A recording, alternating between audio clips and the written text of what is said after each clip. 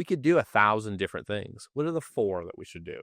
And if we can get consistent with the 4, we actually probably solve about 80% of our problems. We get that consistency across. And I think that's one of those issues that I find just in all my career is almost the over engineering of process. And I'm like, keep it simple, and then build up, because you're going to find that although it might make sense on paper and it might feel like a good idea, when oxygen is exposed, it starts to show its true colors.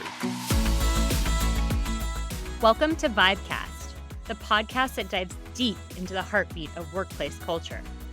I'm your host, Kristi.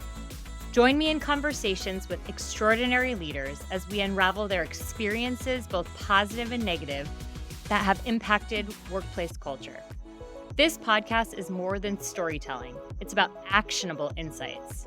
Are you ready to transform the vibe at your workplace? Let's go. Today, my guest is all about practice over theory. Mark Cruth is a pragmatic modern work designer and coach who spent the last decade experimenting with teamwork practices inside some of the biggest names out there. Think Boeing, Nordstrom, Charles Schwab, and Rocket Mortgage. His mission is to inject modern ways of working, a transformation mindset, and the power of expert storytelling into everything he does.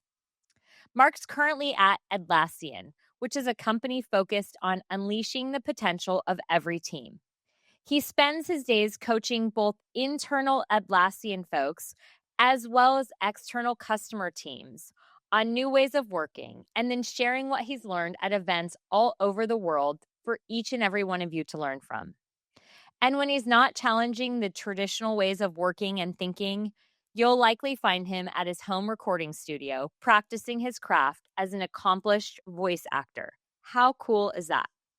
I can't wait for you to listen in with Mark today and hear what he really has to say about how he can make teams click, how to shake up old habits, and what we can all learn from the way he approaches work and life.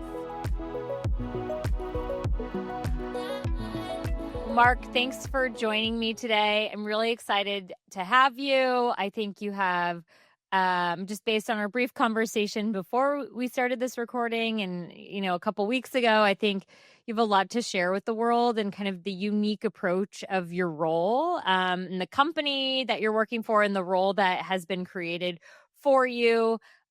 So I think that, where I'd like to start, as I always do, is with my guest, helping the listeners understand how they define a vibe. And that's really important to kind of ground the conversation, because I think it gives perspective on the lens by which we have this conversation. I love that. And first off, Kristi, thanks so much for having me on. I love your podcast and it's super excited to let the vibe roll, as I say. It's going to have a good time. So let's talk about vibe. I'm going to be someone who you'll find that I actually am all about vibe in terms of the work I do, the places I work in. We were talking about that just before. Like I intentionally have a vibe in my office just to be like, what are the things I enjoy? But when I think about vibe, to me, it's the unsaid kind of feelings or the things that maybe a very better way of saying it is what is not said in a space. Yeah. So when I walk into a space, I could go to an organization, especially thinking from a company perspective, and I could see and hear all the right things. Mm-hmm. But what's not said in that space? It's like when you go into a room and it's too clean and you're like, does someone actually live here? It's the things that you see and really it's the sense that you have. And this is where that, to me, a vibe is a sixth sense. It's that ability to be like, all right, I get it. But when you head in someplace if the vibe is good or if it's not so good. Mm-hmm. Mm-hmm. And when you say good or not so good, what I think about is like alignment with the person walking in, right? Because I've been listening to this podcast called Founders. Actually, it's a great podcast. And it's this guy who reads all these books about different founders and does a podcast on those books. And we as human beings have very different energy, and we attract different energy, and we enjoy different energy, right? And Mm-hmm. so I want also people to understand that it is this feeling that you get when you walk in, and it might just not be for you, but it could be for Yeah. somebody else, right? So That's there's like an 100% it too. And alignment it's of feeling. recognizing that in you, right? Yeah. Yeah, for sure. Okay.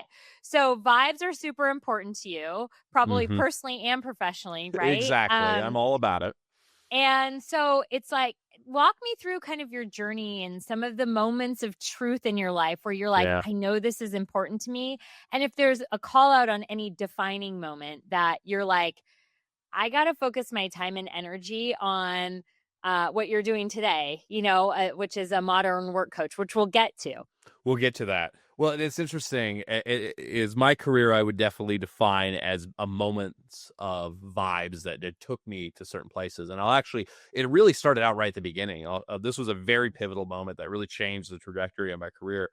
When I came out of college, I entered into an organization that allowed me to have like a rotational sort of job. I got to go experience a lot of different jobs over the course of my first few years. And the very first job I took on was in a software team as a software developer. And it was using this new kind of software development approach called agile software development. It was a very iterative, very collaborative based process. And I remember the story I always say is I remember I got picked up by my hiring manager. We went walking through, and this was a big corporate company, and we went walking through the sea of cubicles. And then all of a sudden it opens up because they moved all the cubicles away, and there's these big tables in the middle, and all the team is there, and they've got whiteboards, they got everything. And basically for me, for being a new grad, someone right out of school, it was amazing to have the collaboration, the interconnection with people.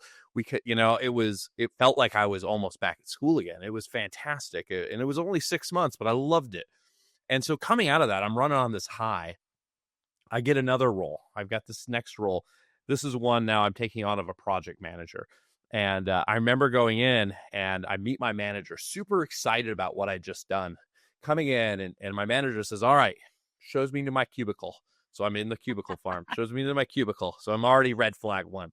And he says, all right, this is where you're going to sit. Your team is over, scattered across buildings 7, 9, and 14. So different parts of the campus. Like you won't need to see them more than maybe once a week for the status meetings. And I was like, oh, this is different. Not in a good way different. And I remember, again, feeling very isolated, very, like the vibe wasn't right. And I even remember bringing up to my manager, like, what if we tried this new, way of working that I experienced in my first team? He's like, no, we don't do that there.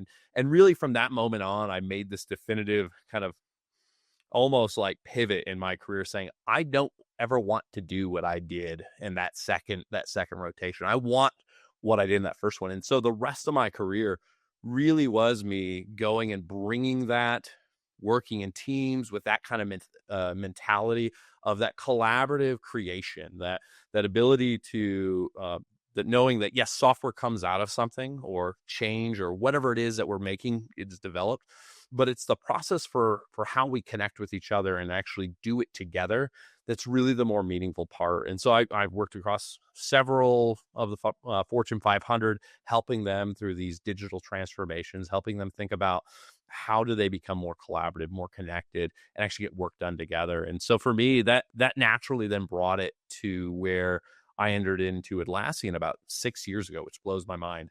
And I've been here for about 6 years. And the fact I always like to share is when I joined the company, we were about 2,000 people. And in just 6 years' time, we've grown to about 16,000 people. So Oh my Atlassian has just word. blown up. And what I love is that we've maintained so much of our culture with that. And that's what really brought me to the organization. So Yeah. for your listeners out there who may not know who Atlassian is, I like to say we're the biggest company you've ever heard of, or the biggest company. It's like you've used our products. It's like if you ever used Trello, Loom, Confluence, Jira, any of these products, these are our products. And so we're all about collaboration. We're all about teamwork, and that's what brought me to the organization. And I came into the organization from a lens of helping our customers as they brought in our software to not just do implement software, but actually think about their ways of working. Like how what are the problems you're going to try to solve, and how can the software supplement that? Because if you're just bringing in software, you're never going to solve any problems. You're actually going to make them worse. And That so is for the me, biggest thing out in the industry. I mean, I talk right? to executives and founders and HR leaders all day long, Hmm. and everyone's always talking about a system and a software with the Yes. thinking that it's going to solve all of their problems. And that Oof. is, and then what happens is they implement it and they're frustrated and they blame the software for bad That's 100% what it implementation. is. And they look at it and they're like, why? Like, this is actually worse off. And it's just Right. because they didn't do it intentionally, right?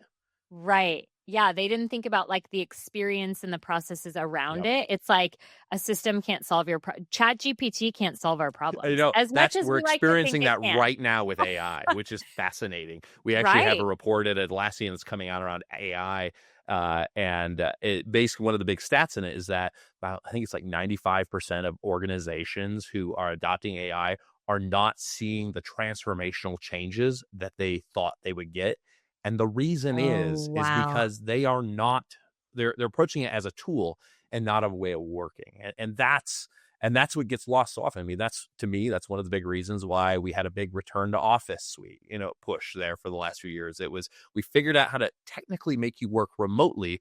We never figured out how to help you work distributedly. And that part is a ways of working perspective. So it's been an area I've been just so passionate about, again, from that first start, because I saw how impactful it was.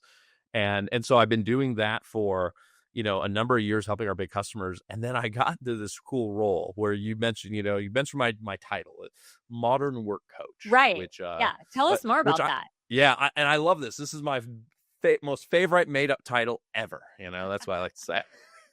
Because they really gave me this opportunity to be like, what do you want to be? And so I came in, and they were looking for someone to go a little bit broader with these ways of working. And Atlassian, we've been known for our ways of working at some extent for years. I like to say we're the teamwork company. Our stock ticker is team. It's been something in part of our DNA, but we didn't talk about it enough.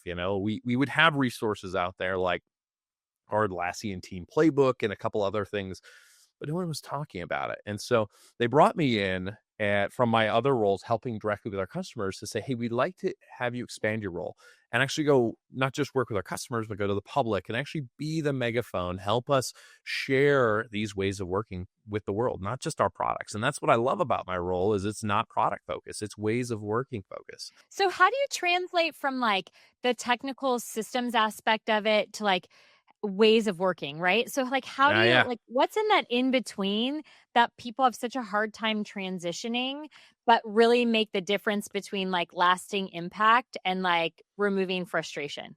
So I think the biggest things I've found with that, and this is where it gets interesting, it's actually not starting with the tool. It's actually, I typically, when I come into teams, people are so excited to play with the new shiny thing. It's like ChatGPT. We all downloaded it on Right. phone. Like, let's do this thing.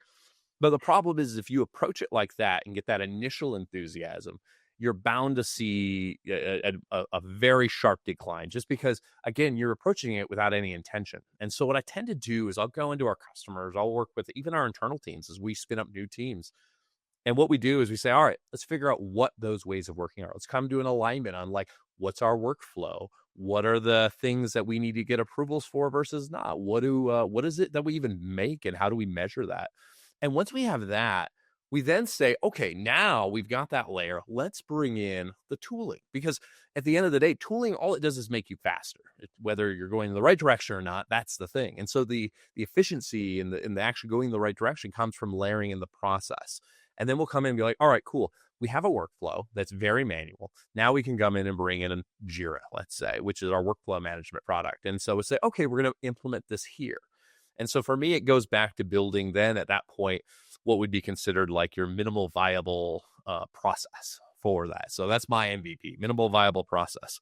And as we build that into the tool, we then start to iterate. And I think the most important thing for long-term success there is building in cadence and rituals to support that. Because for me, Sarah, like the thing, process isn't a one and done situation. Process typically lives within a cadence of some sort. And so establishing what those cadences are, establishing what the things that we need to accomplish are. You and I were actually just chatting about, before we started this, about meetings and like not having clarity on what they are. As Yeah. simple as and as frustrating as that is, it's having the right meetings on the calendar to say, this is when we're going to review this work, and here's the things we're Mhm. going to do. And it's all of these things working in tandem that allow you to then use a product to make Yeah. you more effective and more efficient at what you do. Right.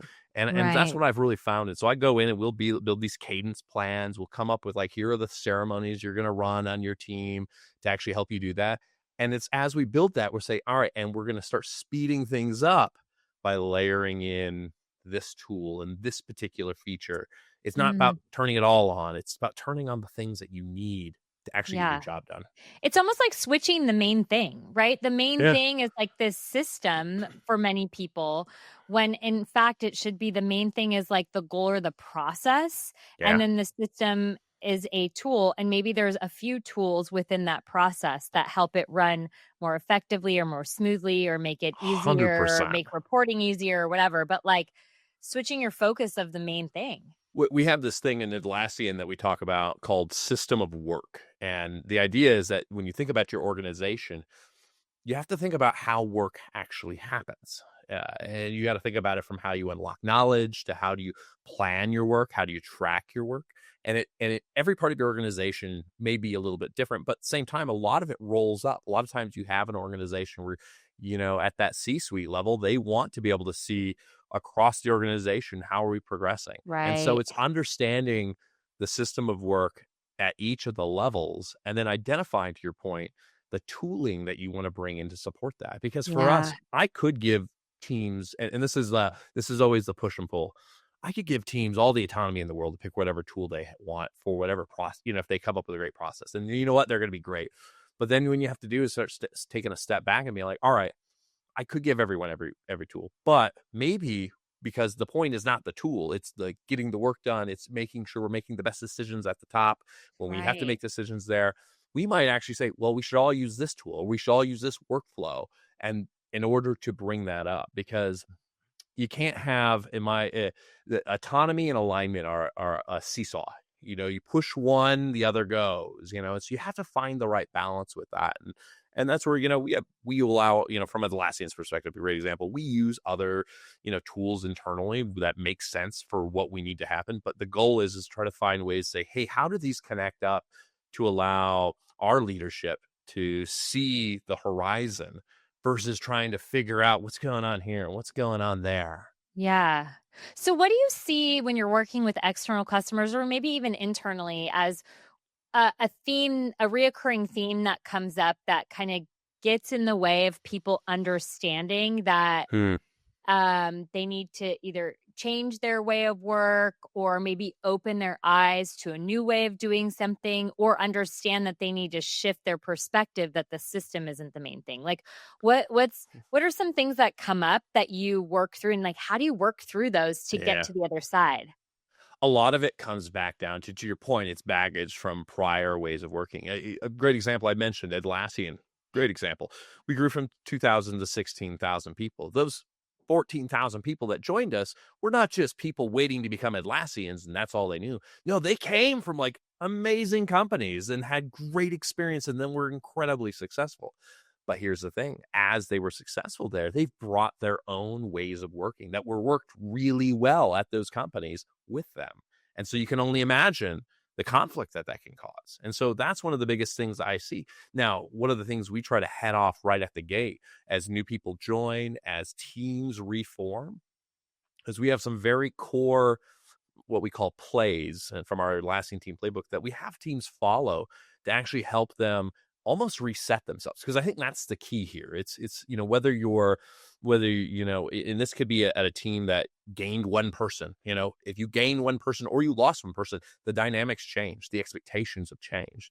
And so we typically have our teams run through some of these plays, like things like establish yourself, what we call a team poster. Like that defines who you are, what you do, how do you measure success? Let's get clear on our roles and responsibilities. Let's lay that out in a way that was clear to all of us. I think one of my favorite ones that we do that I think is probably the most critical at every level of an organization. I've run hundreds of these at this point, is building working agreements. How do we want to work together? And reestablishing that and then revisiting that. It's like, hey, these are my expectations for how we communicate. How do we track work here? How do we Yeah. iterate?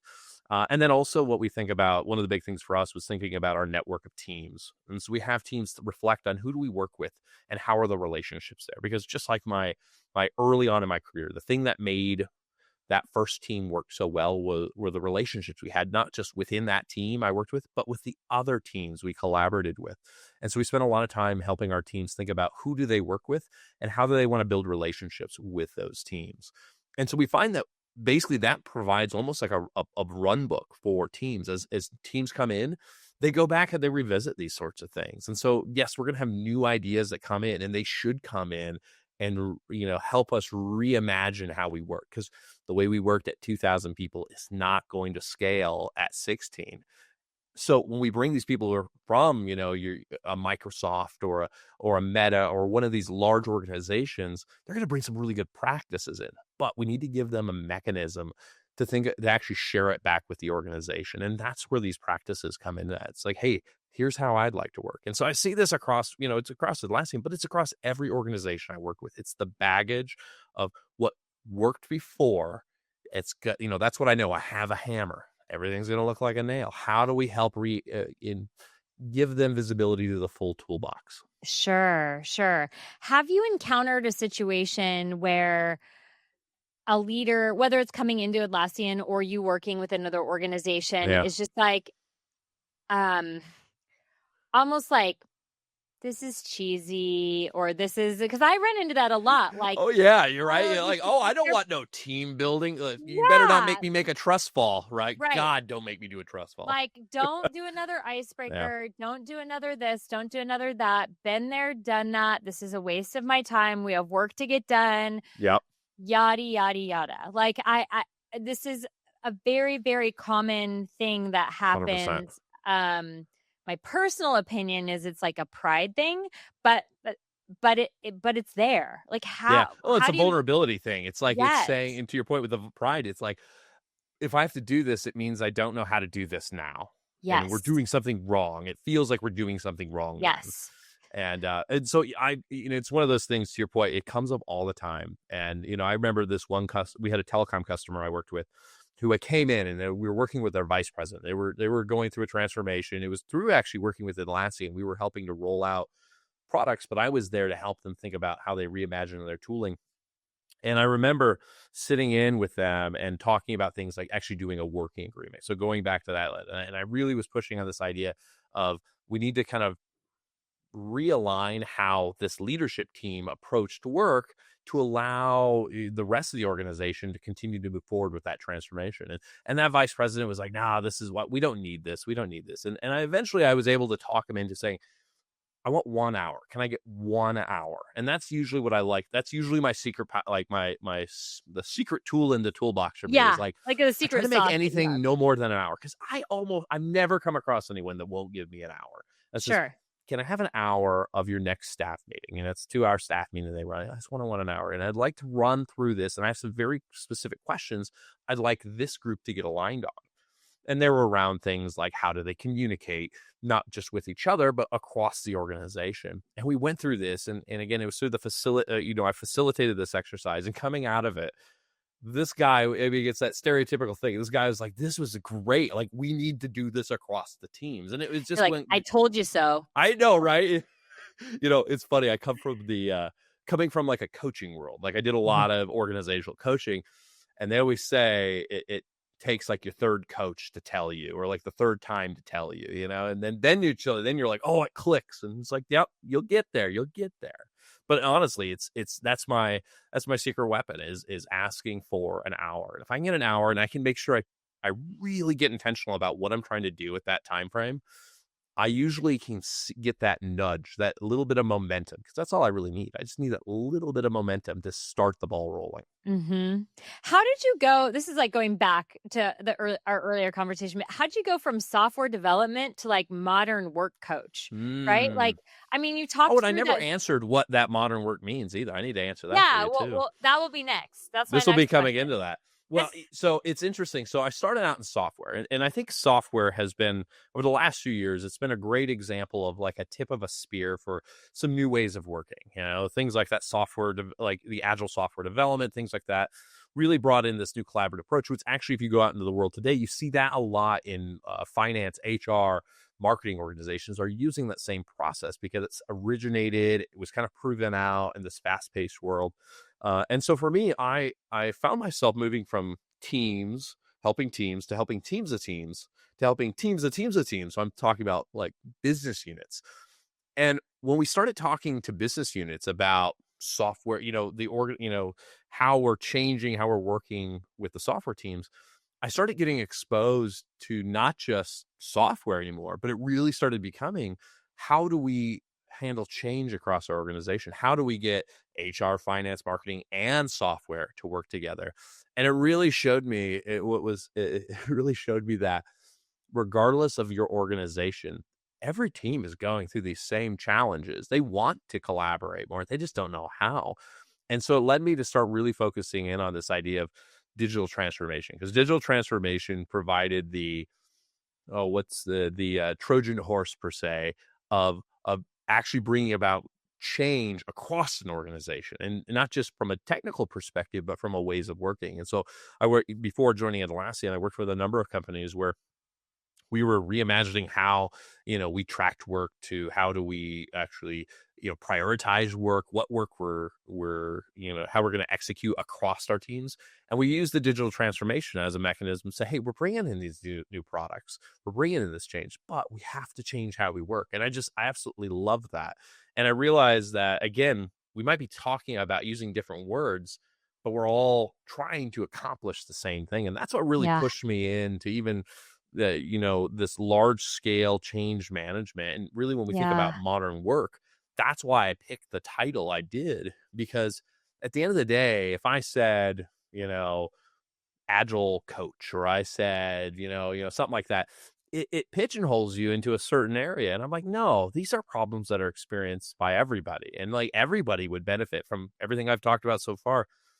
Every part of an organization would benefit from that. And so I'm like, I've got to be able to bring this out more broadly, and really modern work, especially post pandemic, but really the intro to like a true digital age. We were in a digital age before, but it wasn't until after the pandemic where the thing like Zoom meetings truly became the norm, where even if you're coming to the office, you're doing that. And there's a whole different way of working when we are collaborating virtually. And so that's where modern work for me is all about, that truly digital age. How do we work and it work better, but also faster in that time frame? So okay, this is like the $1 billion question, I'll call it, right? But I get so many people, so we understand like what people want for the most part, what they enjoy. We know that it's very different across people and generations and locations and all of this, right? But there's Yeah. post-pandemic modern workforce Yep. is a little bit in office, a little bit hybrid, a little bit Yep. work from wherever you want. Every company has a little bit of a different take on this. But Yeah. have you seen anything in the work that you're doing that kind of works across all of those, or that doesn't work across those? Ooh. Um, that people are trying to, I mean, I have my opinions about things, but Yeah. that people are trying to do, and they're like, it's almost like this idea of like forcing a system into the way you work versus like defining the way you work and then not forcing a system, but integrating a system. Like, have you Yeah. seen that collectively around organizations in this modern work world? 100%. And I think one of the biggest issues with that is that there's not this intentional approach to thinking about how an organization truly works today. And what I mean by this is that, again, I might say we're all going to come back to the office, we're all going to work together. But what does that mean? Especially if we're all going to come in, but now my team is distributed around the world and I'm still joining Zoom meetings all day long. I'm like, now there's a disconnect between what the reason for the movement back, but also the process that we have, because our process is now virtual meetings. And so for me, it's getting intentional about what we mean by what we mean when we take a certain set of practices in. One of the things we do at Atlassian that I absolutely love is we have gotten super intentional about how we want to roll out and evolve our ways of working. We've got so intentional that we actually have a whole group. We call it our Teamwork Lab. They were born out of our Team Anywhere organization, which was focused on helping allow us to work and thrive around the world. But this Teamwork Lab is actually a set of, swear to you, PhD behavioral scientists, Wow. data folks, also coaches who are out there looking at how we work. Their focus is not externally. They will go gather data externally, but they're looking at the problems that we're having. And things like, a great example is emerging technology with a way of working is like we recently did a study internally that found that when you share updates with each other, and one of our tools that we use is Loom to share asynchronous updates. Sure. You use video. Team members actually, we saw internal data says team members are 20% more likely to feel connected to you.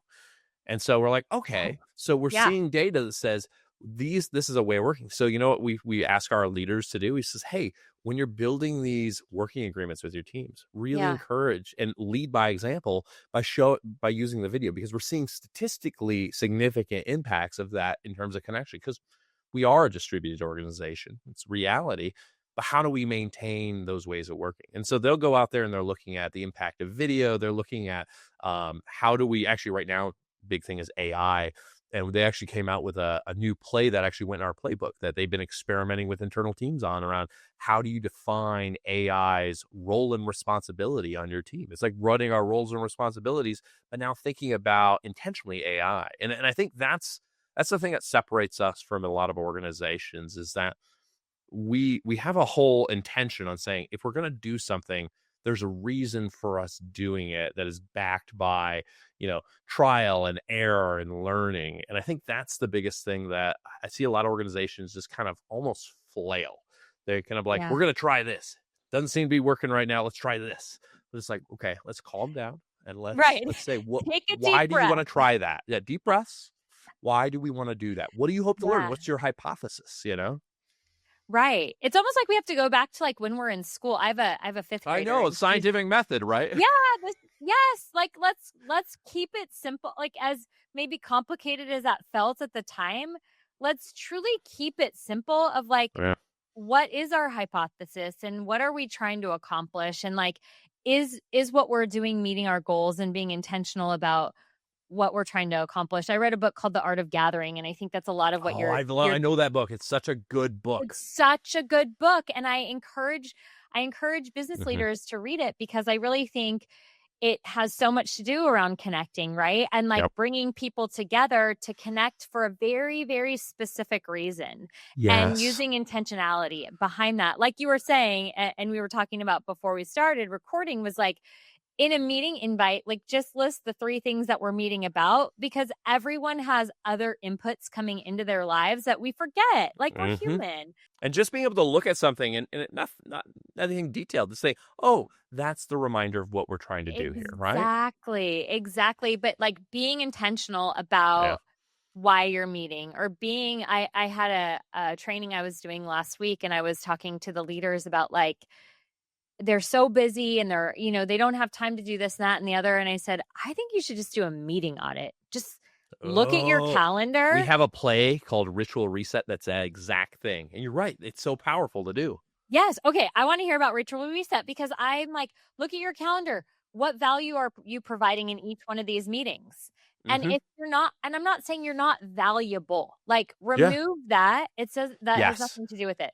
Can you send information to somebody else who can then represent you in that meeting, or do you both need to be there? And I mean, I get suckered into this too. I'm like, oh, I'll join that meeting. Maybe I can add, some insight or whatever. This looks important. I should probably be there. Exactly. And there's like a pride and ego thing that you might not admit to it, but it's there, For sure. Like, I know maybe a little bit more than that next person. And so I should probably be there. Otherwise, we're going to exchange 4 other emails. And it's like, the reality of that happening is probably slim to none. But okay, Ritual Reset. What is that? So basically, this is another one of our plays in our playbook. And one of my favorite ones is what it is. It's designed for a team, but I actually run it on an individual level too. And it's the idea is that you do exactly what you just said with that calendar audit. But from a team perspective, we look at it, have a team take a look, because so often teams feel like they're burdened by too many meetings. And that's where, AIs come in and say, oh, well, we'll save you all this time so that way you can do it. But the thing is, if you don't solve the actual issues, you're just going to get more meetings then, because guess what? You freed up time. AI may have freed up time, but new ones come in. And so for a ritual reset, it's the whole idea is to do the inventory. Look at all the meetings that this team participates in. And we say you classify them in 3 ways. What are the ones that are super valuable? Keep them as is. Should change those. What are the ones that you should keep, but there needs to be that modification? Maybe everyone on the team is joining it, but no, maybe we shouldn't all be there. Maybe we just need to send a representative that needs to be there. Or maybe there's a video element. Like we say, hey, instead of us attending, we'll watch the Loom video that comes afterwards or something like that.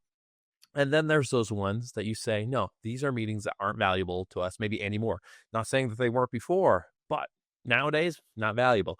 We should get rid of these. And the whole idea is we have our teams run this like every 6 months, because that's the problem, is that you run it, you feel good. It's like a detox. And then the thing is the toxins start building up again, just because it's human Old nature. habits get built in. Yeah, exactly. All of a sudden I get added to a new meeting. And so we say run Yeah. this every 6 months as a way to kind of detox. And it's such an effective way to do it, because again, it just allows you to think about, to your point, value. And the team actually defines what that first thing they do is the team defines, what does value mean to us? Like, why would we consider this a valuable meeting? And I think that's an important piece with that intentionality is giving teams the ability to determine what value looks like, because what value looks like from some other team, who might be involved with this, might be very different than your team or you. Sure. And that's an important piece. Yeah. And then I'm sure that kind of shines a spotlight sometimes on just misalignment in general, right? Like, Oh, yeah. if I'm thinking from a leader's perspective, if we define value and there's somebody who just can't get on board with that, then that might, right from the start of building that team or launching that project or whatever, might identify, like, not that this person's going to be a problem, but they might just be in the wrong seat. Right? 100%. And it might just be a failure of communication too, because so often we make these assumptions. We assume, Gary keeps saying that this meeting is valuable, but none of us think it's valuable. Well, let's dive into why Gary thinks it's valuable. And then it's through that conversation you realize, oh, so this is the thing that determines whether or not a change gets made to a system that we support. And so we do need somebody there to monitor that. Oh, so maybe instead of it's a all of us meeting, it's you know what, Gary, that's a good point. You should be there. Or we can learn from Gary, and then someone else shares information, says, oh, no, they're not doing that anymore. Now Gary's been informed, and he's like, oh, okay, now I get it. Now I see why you mean it's not. All of this, and it's funny, at the end of the day, all of this is about trying to make those implicit assumptions around how we work explicit. That's really what all this is. It's how we communicate. Yes, I know. I was telling my husband not too long ago, I'm like, I spend the majority of my days just helping people communicate better. And I mean, I love it. I wouldn't change it. But in its simplest form, that's truly what it becomes, right? And I'm sure for you as well, right? There's like frameworks and ways to go about it and questions to ask, but in its simplest form, that is what it is like, how do you just communicate better so people can understand what you're saying?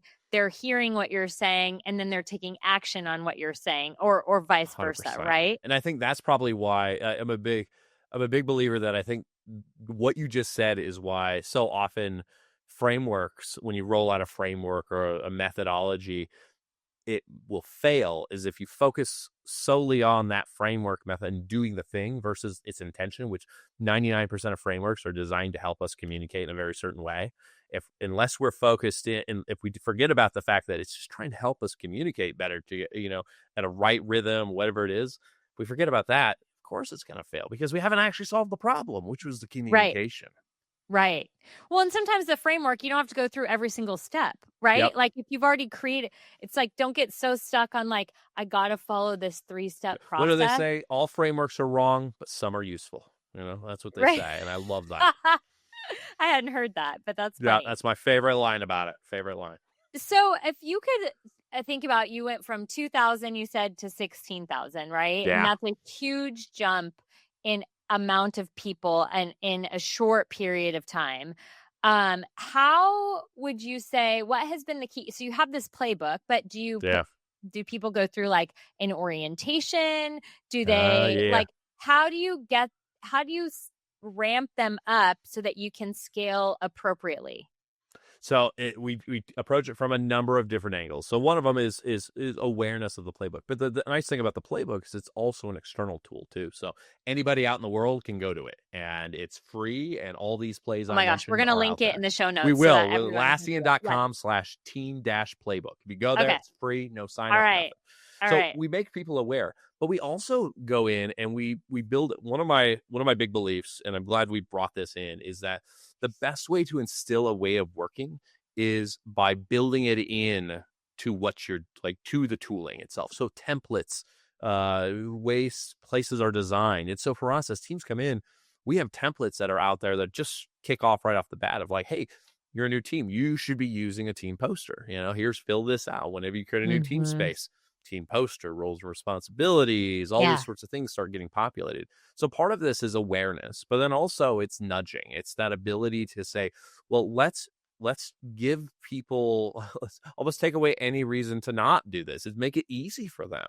Because I think that's the area that a lot of process change struggles with, is friction, because it becomes harder to do the new thing. Maybe I don't know where it is. How do you do that nudging with such a large team? I am a big fan of that, but it Yeah. becomes, unless it's automated, it becomes very hard to do, I think. I don't know. Part I of don't it know. is that automation. So when you build a Okay. new space, it automatically builds these templates in there for you. We also have Oh, almost like a version of our internal way when we use Confluence. It's almost okay. like Clippy. Remember Clippy from Microsoft? Yeah. Yeah, Uh-huh. where it will say like, "Hey, it looks like you might be looking to do a team poster or something like that. Like, this is what you're Oh, trying to do. Here's a template you can use." And so the idea is to provide those little micro nudges all over the place. But then even beyond that, it's allowing us, and we're a big advocate of AI for teamwork. How do you use it to actually help teams work better? And so part of it is we have built a number of agents that allow teams to work with them, say like, hey, we're a new team, what are the things we should do? And it's going, and its knowledge base is our our team playbook, but it's also the different things from our teamwork lab, other teams and what they're doing, and it's using that to help guide our teams. And so, are we getting it all right? No. We're 16,000 people. It's hard to do that. But what we're trying to do is to give all those opportunities. And I think that's where it's been really cool to see. It's like you see some of that organic growth. Like, teams will sometimes struggle, but then they have ultimately start finding out, they start hearing from other teams, be like, oh, we ran this working agreement to help us work better together, and it was great. And all of a sudden they said, oh, I want to go try that. And I get pulled into a number of different yeah. parts of our organization that are like, hey, we would love to get an overview of some of the core practices that we could follow to help us work better together. And so I always jump on every time that opportunity comes up, just to provide that nudge, be like, here's something you try. It doesn't Right. take a lot of time. Yeah. Yeah. And then do you guys do anything intentionally or specifically when somebody becomes a leader within the organization? So there's Mm. the individual contributors, right? That might Yeah, contribute to transactions and tasks, but then there's leading teams. And that is like, you are a it's a steward at that whole point. different ball game, right? Yes, it totally is. So, Mhm. is there anything that you guys do specifically that you say this really works in order to help somebody transition from that We individual do have, contributor? what I would say is, we have what I think the thing that works the best. I mean, Yeah. we have trainings and things like that, but I think the thing that has helped the best is our cohort program, which allows new leaders to partner up with other leaders, both in the who are new, but also people who are existing, to again start learning from each other and through those experiences. Because it's that collaboration that of like, hey, I'm going through this problem, working with team members, and finding out that you're not alone with it. And then two, also finding out maybe from someone more experienced who says, oh yeah, this is how we've solved this in the past here. And so the cohort process has been very impactful for us there. But also, as I mentioned, again, we try to what do they say?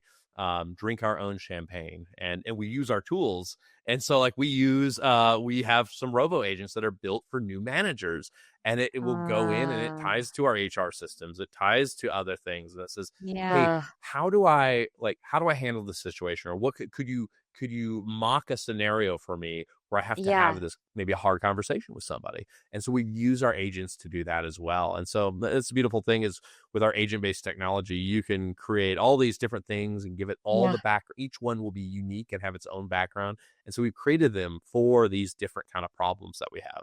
Yeah.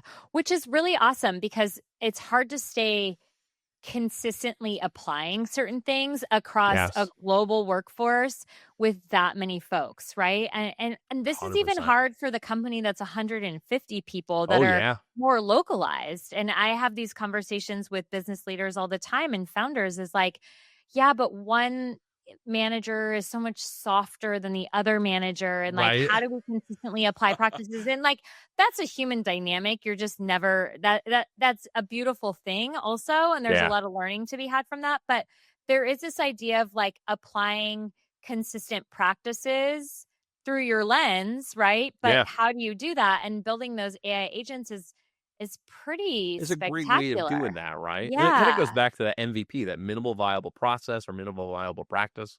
It's not overwhelming it like the practice or the Mhm. process area, but saying like, what are the core ones? We could do 1,000 different things. What are the four that we should do? Right. And if we can get consistent with the four, we Right. actually probably solve about 80% of our problems. We For get that sure. consistency across. And I think that's one of those issues that I find just in all my career is almost the over engineering of process. And I'm like, Oh, keep it simple, and then build up, because you're going to find that although it might make sense on paper and it might feel like a good idea, when oxygen is exposed, it starts to show its its true colors. And so wait, what's right. I'm all about throwing out quotes today. So what is it? Mike Tyson is like, everyone's got a plan until they get hit in the mouth, or punched in the face. That's like a good process. You have this great process, you put it in place. The first person that goes through it, is an exception already, because they're like, wait, I have to do this. And so for me, it's all about starting simple. And I think that any leader watching this, or maybe going through some change, if you have a process, if you have a change you're trying to do, what's one layer up from what you're doing now, and then figure out not just how you bring that up, but then what's the iteration? How do you then iterate that to the next level? Because I think that's the problem. We always strive for, I got to get it perfect the first time. It's got to be in place, and then I wipe my hands and the process is in place. Yeah. Change doesn't happen like that. You got Right. to evolve it and make it a continuous thing where you're learning new things. And that's like what our teamwork lab does. You learn new things, then you evolve the process. Mhm. Mhm. No, somebody told me, and I've used this more times than I probably should because people are probably sick of hearing it from me, but it's 80% out the door is better than 100% in the drawer.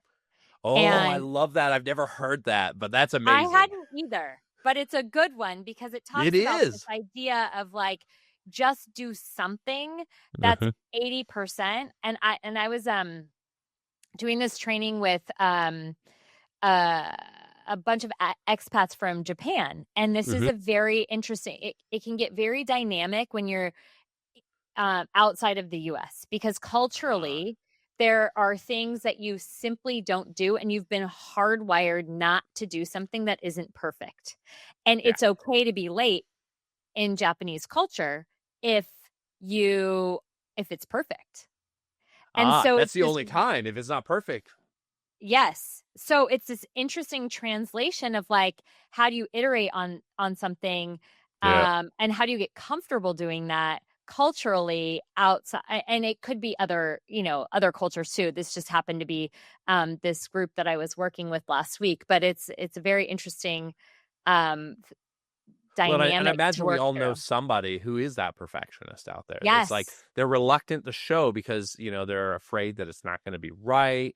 That it's gonna they're gonna need to change it. It's like no. I always it's that acceptance that, and Yes. I would say I'm a recovering perfectionist. Some level. I still struggle with that. I'm like, no, it's got to be right, but I'm Yeah. like, no, it's I'd rather be wrong and get that feedback now than right but not learn anything for a year. And I think that's where actually it all stems back to those early days in software, where when we brought about that agile software development approach, the whole focus was on, the back in the day, they would go into a room for 18 months and then say, ta-da, with a piece of software. And the customer would get it. And they're like, this isn't what we wanted, or this isn't what we want anymore. And it's going to say, okay, instead of waiting to give you the final product, let's build something small and get your feedback. And if you say that sucks, awesome. We can pivot now versus you saying that once it's all done. Right. The world is moving too fast for the perfectionist mentality, 100%. right?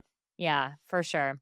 Okay, so as we wrap up, I like to ask each guest if there is one thing that the listeners could go do today that's going to Mhm. help them improve the vibe, make an impact, do something that's simple, right? We're going back Yeah. to that core value of like keeping it super simple.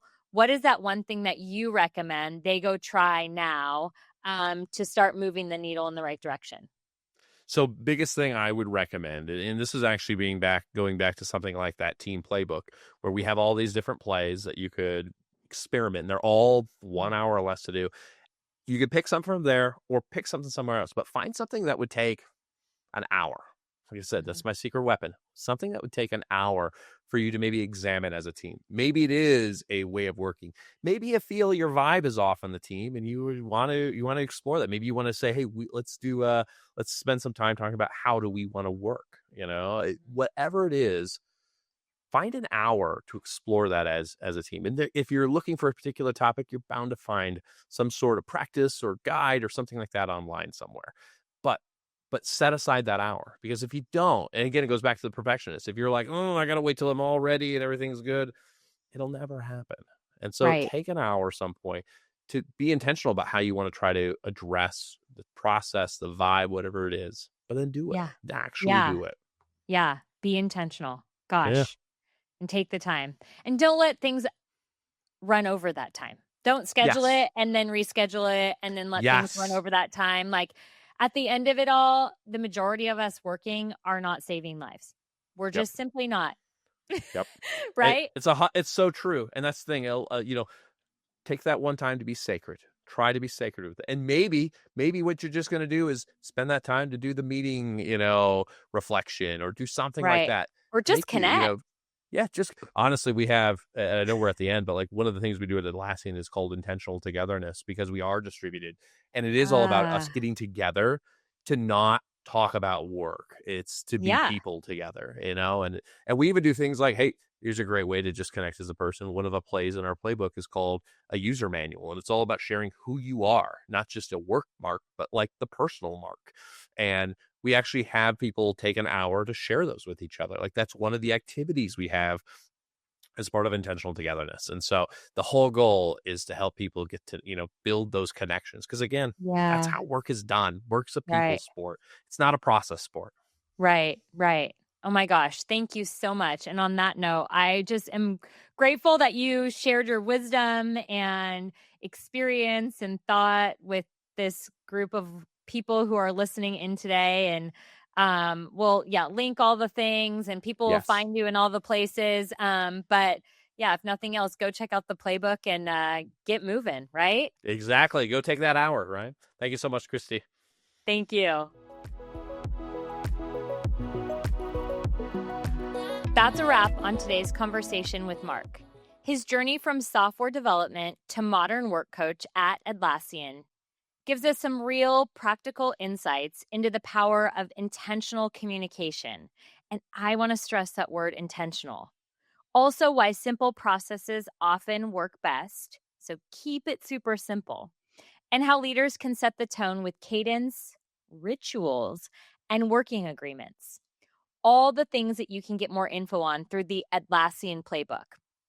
Mark's story from the early days of his career about collaboration being the multiplier for productivity seemed so simple, but yet so easy to forget.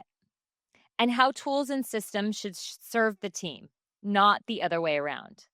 And lastly, sometimes the best things you can do are pause, reflect for an hour, and ask yourself, what's one thing I can shift to make my team stronger?